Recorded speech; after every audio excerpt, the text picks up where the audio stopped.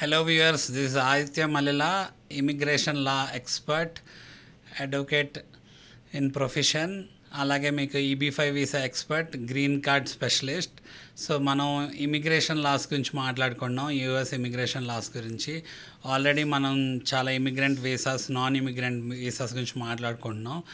మనం యూఎస్లో సెటిల్ అవ్వాలి అనుకున్న వాళ్ళకి ఏమేమి మార్గాలు ఉన్నాయి ఏంటి అనేది మాట్లాడుకున్నాం.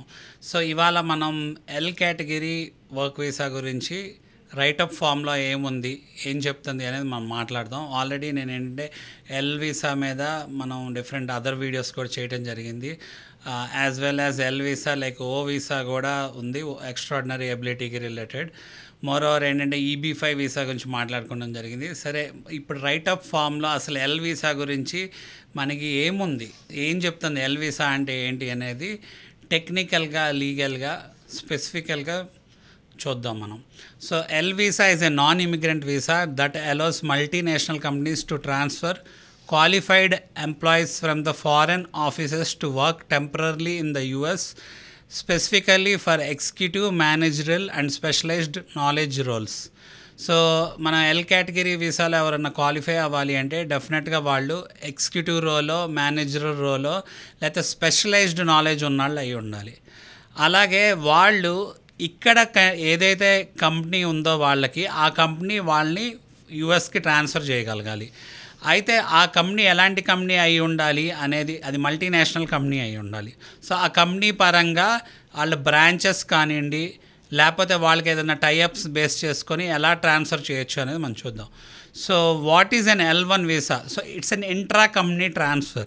So the L1 visa is designed for intra-company transfers, meaning it allows a foreign company to transfer employees to a related US company, parent or subsidiary or branch or affiliate. So intra company transfer అంటే ఒక company offices వేరే కంట్రీలో కూడా ఉన్నాయనుకోండి, అది intra company transfer అయింది. So వాటి కింద క్లాసిఫై చేస్తే అది ఎయిదర్ పేరెంట్ కంపెనీ అయినా ఉండొచ్చు, సబ్సిడరీ అయినా అయి ఉండొచ్చు, బ్రాంచ్ అయినా అయి ఉండొచ్చు, ఎఫిలియేట్ అయినా అయి ఉండొచ్చు. సో టెంపరీ వర్క్ వీసా, ఇది ఒక టెంపరీ వర్క్ వీసా. దీన్ని ఏంటంటే రెన్యూ చేసుకోగలగాలి. అఫ్ కోర్స్ ఏంటంటే దీనికి కూడా టైం పీరియడ్ 6 years వరకు ఉంటుంది. Again it's based on the project, renew చేసుకుంటూ ఉండాలి. ఒక్కోసారి ఏంటంటే 2 yearsకో 3 yearsకో రెన్యూ చేస్తారు, ఒక్కోసారి 1 yearకే రెన్యూ చేస్తారు based on the project and company ఏమని డిస్క్రైబ్ చేసింది. ఇప్పుడు కంపెనీ ఏంటంటే డిస్క్రైబ్ చేయాలి, మేము యూఎస్లో ఈ పర్టికులర్ ఎక్స్పర్టీస్ లేరు కాబట్టి ఇండియా నుంచి తీసుకొస్తున్నాము.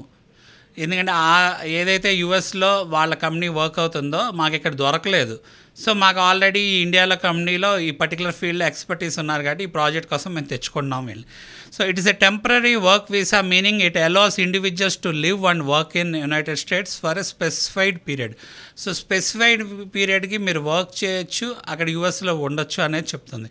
సో ఎల్ కేటగిరీ వీసాల్లో కూడా కేటగిరీస్ ఉన్నాయి. సో మనం చూస్తే టైప్స్ ఆఫ్ L1 వీసాలు ఏంటి అంటే L1A అలానే L1B for executives and managers. ఎవరైతే ఎగ్జిక్యూటివ్ రోల్స్లో ఉన్నారో, మేనేజరల్ రోల్స్లో ఉన్నారో వాళ్ళు L1A కింద క్లాసిఫై అవుతారు. L1B అంటే for employees with specialised knowledge. So specialised knowledge ఉన్న వాళ్ళందరూ కూడా ఈ L1B కింద కేటగిరీ అవుతారు. సో బెనిఫిట్స్ ఏంటి? So allow multinational companies to transfer key personnels to US to manage operations, oversee projects and shared specialised knowledge.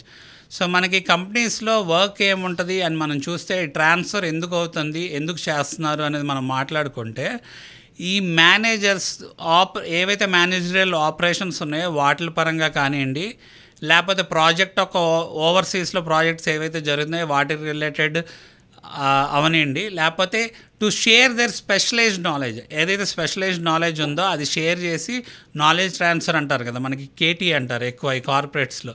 So ఈ knowledge transfer పరంగా అవనండి. So వీటిలన్నిటి పరంగా ట్రైనింగ్ ఇవ్వడానికి లేదా ప్రాజెక్ట్ ముందుకు తీసుకెళ్ళడానికి ఈ ఎల్ కేటగిరీ కింద పీపుల్ని తీసుకెళ్ళచ్చు. సో ఇది ఏంటంటే ఈ L category can it lead to permanent residency అంటే డెఫినెట్గా. సో ఎల్ కేటగిరీ ద్వారా మీరు ఏంటంటే నాన్ ఇమిగ్రెంట్ ద్వారా మైగ్రెంట్ అంటే లైక్ ఇమిగ్రెంట్ వీసా స్టేటస్కి మారచ్చు.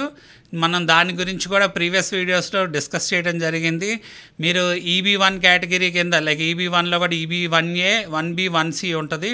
సో దాంట్లో ఏంటి అంటే ఎక్స్ట్రాడినరీ ఎబిలిటీ, అలానే రీసెర్చ్కి రిలేటెడ్ లేకపోతే మేనేజరల్ రోల్కి రిలేటెడ్ ఇలా ఉంటుంది. సో ఏ కేటగిరీలో కింద వస్తారు అనేది చూసుకొని గ్రీన్ కార్డ్ ఫైల్ చేసుకోవచ్చు. ఒక్కోసారి ఏంటంటే EB2 EB3 కేటగిరీస్లో కూడా క్వాలిఫై అయ్యే సిచ్యువేషన్ ఉంటుంది. లైక్ అడ్వాన్స్ ఏదైనా డిగ్రీస్ ఉంటే అదొక కేటగిరీ, లేకపోతే వర్క్ ఎక్స్పీరియన్స్ ఉన్న దాన్ని బేస్ చేసుకొని ఏ గ్రీన్ కార్డ్ కేటగిరీ కిందకి మీరు వస్తారు అనేది అప్లై చేసుకోవచ్చు, ఎల్ వర్క్ వీసా మీద కూడా వెళ్ళి. So this can lead to green card permanent residency. L2 dependents వచ్చేసి spouses, childrens and also obtain visa. అంటే ఎవరైతే ఉన్నారో వాళ్ళ డిపెండెంట్స్, చిల్డ్రన్ అండ్ స్పౌసెస్ కూడా దే కెన్ అప్టైన్ వీసా అనమాట. రిక్వైర్మెంట్స్ చూస్తే foreign company must have qualifying relationship with US company. So చాలా important, ఇందాక మనం చెప్పుకున్నాం కదా, అది ఏంటంటే either parent or subsidiary or a branch or a affiliate అయి ఉండాలి. సో ఈ ఫారెన్ కంపెనీలో కూడా మీరు ఏంటంటే వర్క్ చేసి ఉండాలి. లాస్ట్ 3 కాన్సిక్యూటివ్ ఇయర్స్లో అట్లీస్ట్ 1 year వర్క్ చేసి ఉండాలి. ప్లస్ ఈ ఫారెన్ కంపెనీకి ఈ ఏదైతే యూఎస్లో కంపెనీ ఉందో ఆ కంపెనీకి రిలేషన్ ఉండాలి. అంటే ఫారెన్ అంటే ఏంటంటే వాళ్ళకి యూఎస్ నుంచి ఇండియాలో ఉన్న కంపెనీ ఫారెన్ కంపెనీ కిందే ట్రీట్ చేస్తారు. అలానే ఇండియా కంపెనీ కనుక యూఎస్లో ఉంటే అది ఫారెన్ కంపెనీ కింద ట్రీట్ చేస్తారు. So foreign company must have a qualifying relationship with US company. The employees must have worked for the foreign company for at least 1 year in 3 years preceding in the application. నేను ఇందాక చెప్పినట్టు last 3 years consecutive 3 yearsలో at least 1 year అయినా work చేసి ఉండాలన్నమాట. So అప్పుడే ఈ visa qualify అయ్యే అవకాశం ఉంటుంది. The US company must file the petition on behalf of the employees. So మనకి యూఎస్లో డెఫినెట్గా ఒక ఎంప్లాయర్ స్పాన్సర్ చేస్తేనే మనం యూఎస్కి వెళ్ళగలం అనమాట. సో ఈ H1B అవనండి, లేకపోతే ఏదైనా అదర్ వర్క్ వీసాస్ అవనండి, అక్కడ వర్క్ పరంగా మనకు వాళ్ళు స్పాన్సర్ చేస్తేనే మనం ఈ వీసా క్వాలిఫై అయ్యే అవకాశం ఉంటుంది. సిమిలర్లీ ఇక్కడ కూడా ఆ యుఎస్ కంపెనీ వీళ్ళకి L కేటగిరీ వర్క్ వీసా అనేది ఫైల్ చేయాలన్నమాట. సిమిలర్లీ అసలు L1 వీసా ప్రాసెస్ ఏంటి, ద యుఎస్ కంపెనీ పిటిషనర్ ఎవరైతే ఉన్నారో కంపెనీ వాళ్ళు ఒక పిటిషన్ని ఫైల్ చేస్తారు. Files a petition with US citizenship and immigration services. So USCIS అనేది అక్కడ గవర్నింగ్ బాడీ, సో ఈ ఇమిగ్రేషన్కి related.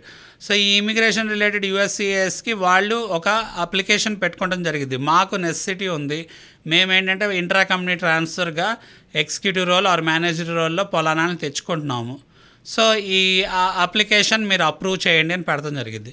So on behalf of the employee as a beneficiary. So ఏంటంటే ఎంప్లాయీకి ఈ అప్లికేషన్ పెడతాం జరిగింది.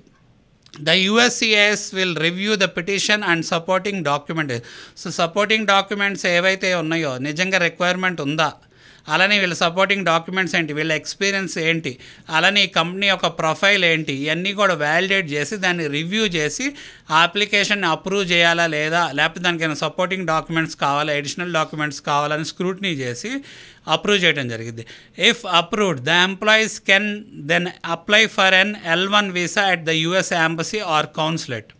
సో యాజ్ యూజువల్ మనకి ఏ వీసా అప్రూవ్ అయినా కూడా మనం US ఎంబసీ ఆర్ కౌన్సులేట్కి వెళ్ళాలి. అది లైక్ టూరిజం వీసా అవనండి, వర్క్ వీసా అవనండి, లేదా స్టూడెంట్ వీసా అవనండి, US ఎంబసీకి వెళ్ళి మనకి వీసా స్టాంపింగ్ చేసుకోవాలి. Similarly L1 visa to green card. అసలు L1 వీసా నుంచి గ్రీన్ కార్డ్కి ఎలా మారచిందని నేను చెప్పా కదా, EB1 కింద క్లాసిఫై అవుతారా, EB2 or EB3. L1 visa holders can apply for a green card permanent residency through various pathways. చాలా పాత్వేస్ ఉన్నాయి, సచ్ యాజ్ EB1C. నేను చెప్పా కదా, EB1లో కూడా EB1A ఉంది, 1B ఉంది, 1C ఉంది. సో EB1Cలోకి green card for multinational executives and manager అనే దానికి EB1C కిందకు వచ్చేస్తారు. సో EB1A 1B పరంగా చూస్తే extraordinary ability and extraordinary achievement, అలానే మనకి రీసెర్చ్కి రిలేటెడ్ క్లాసిఫికేషన్స్ వస్తాయి అన్నమాట.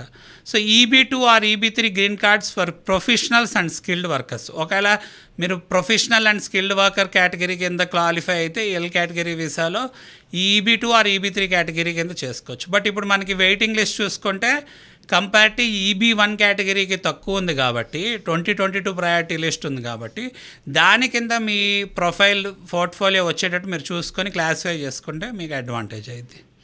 So thank you viewers.